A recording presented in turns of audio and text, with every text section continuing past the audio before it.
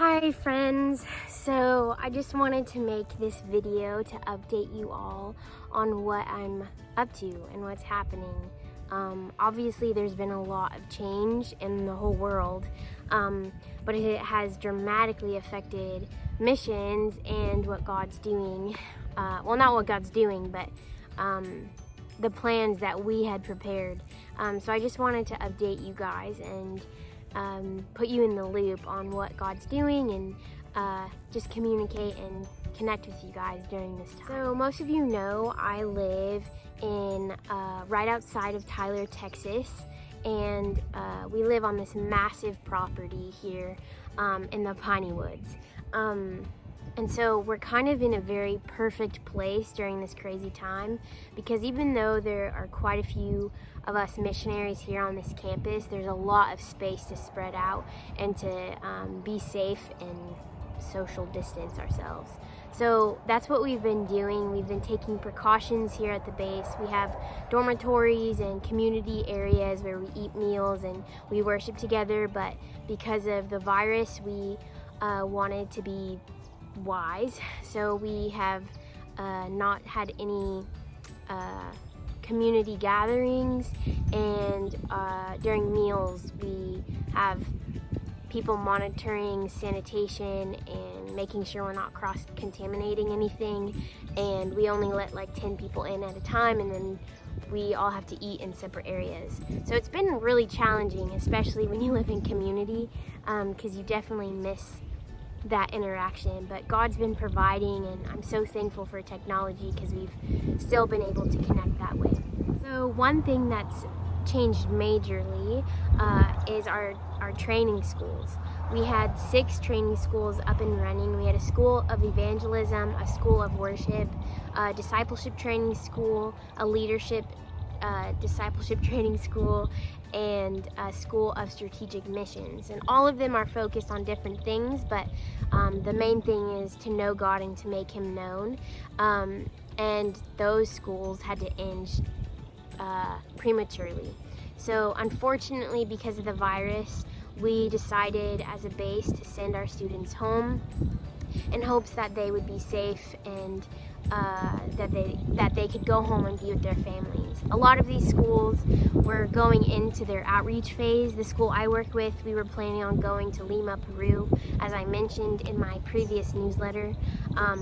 But Lima, Peru closed its borders, and travel right now is very difficult, as you can buy a plane ticket, but your flight most likely will get canceled because there's not many people flying, or borders are closed, or they're not closed, you can go, but you have to be quarantined for a certain amount of time. And so when you weigh all that together, it wasn't worth us going to Peru because of those limitations. So we prayed and we asked God what we were to do, and part of that was sending our students home. The other part was serving in our community here. So a really big principle that we go by is, and we teach our students this, is anytime that there's a crisis or there's an event or something's happening, always going back to the Lord and asking Him, God, what is my role? What is my part? What am I to do in this season? And so that's what we did. We had each individual student ask what they were supposed to do, and some of them, they all got the word of the Lord. Some of them, God told them to return home immediately. Some of them, the Lord asked them to stay here on the base for a while. So for the last week, we had students stay, and they participated in, we called it camp. It wasn't camp, but we split up into small groups, and we had intentional times of prayer and of worship, and we finished projects here at the base that we've been needing to get done, and we really just sought God's heart together but separate during this season. And it was really awesome. God was speaking some really intentional things to each student, and it was not wasted time at all. And during that time, we made a lot of phone calls.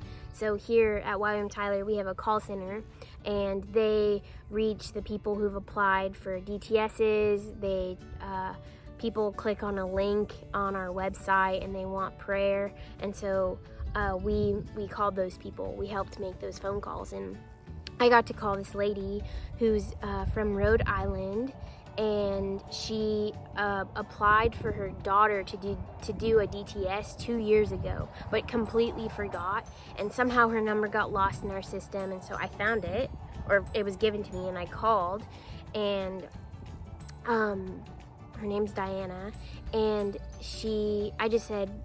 I answered it. I said, "Hey, my name's Chloe. I'm from Youth with a Mission. We're just calling to see how you're doing and if there's anything I can pray for you about." She's like, "YWAM? Who's YWAM?" And she's like, "Oh, wait, I remember I signed my daughter up for that 2 years ago and completely forgot." I'm like, "Oh, okay. Well, is there anything I can be praying for you about?" And she like stopped. She was shocked because she told me she's a nurse in Rhode Island, and she's looking for housing because her mother and her children live with her, and she can't go back home after her shifts. She has to find a new place to live during this season because it's so crazy.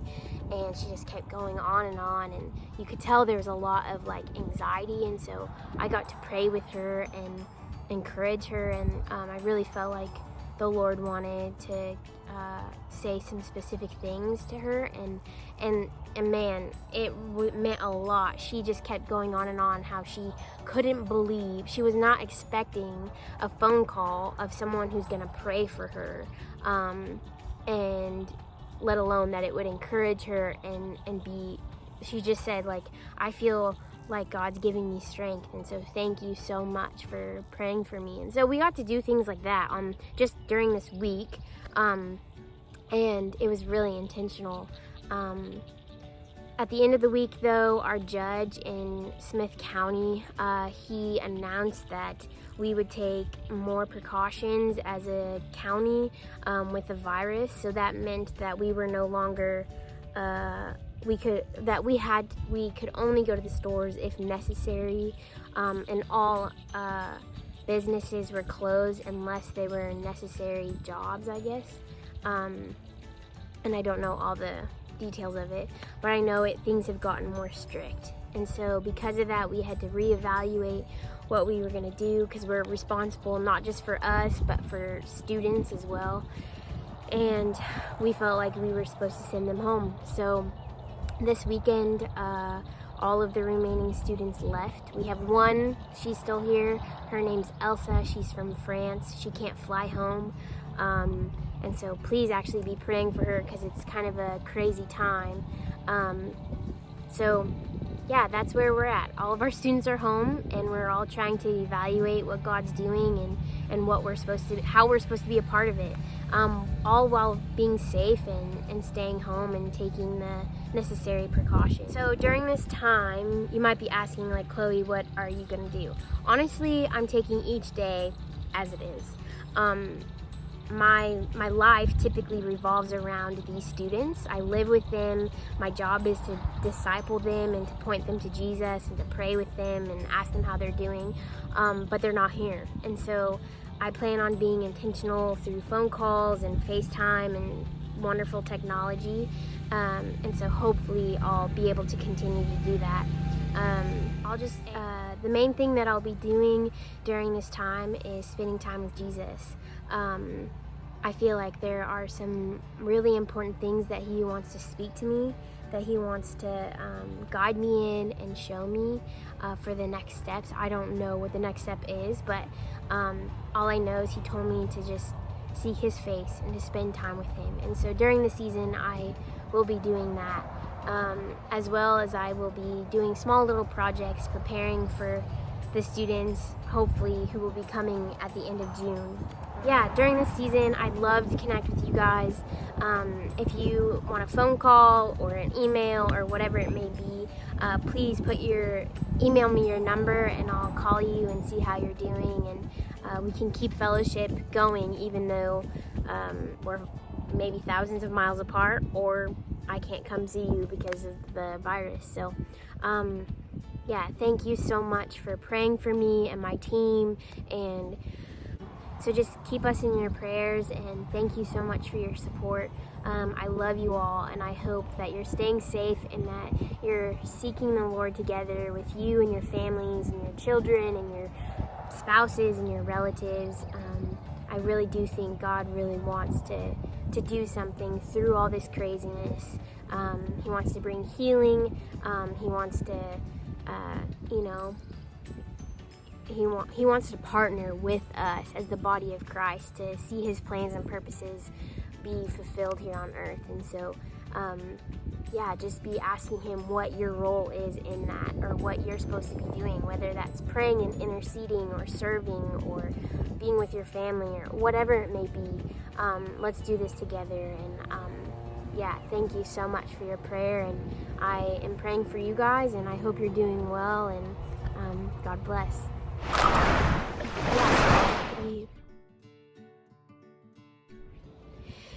I don't know how I'm gonna do this.